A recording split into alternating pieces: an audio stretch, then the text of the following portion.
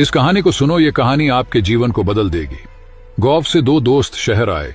दोनों ने वहां खूब मेहनत की और एक होटल खोला। कुछ ही सालों में होटल खूब चलने लगा। दोनों ही दोस्त कमाई का आधा आधा हिस्सा बांट लेते। कुछ दिनों बाद पहले दोस्त के मन में लालच जाग गया। उसने सोचा, अगर ये दूसरा दोस्त ना होता तो पूरी कमाई मुझे ही मिलती।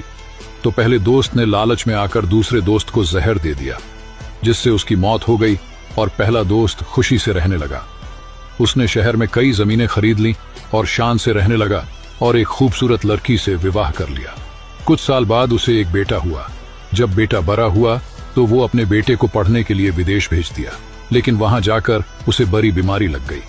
महंगे इलाज की वजह से उसके पैसे खत्म होने लगे। घर बिक गया, जमीन बिक गई और होटल भी बिक गया। बेटे का अंतिम समय नजदीक आ गया तो उसने अपने पिता से कहा, क्यों पिताजी, मुझे पहचान पाए या नहीं? पिता ने कहा, हाँ, तुम मेरे बेटे हो।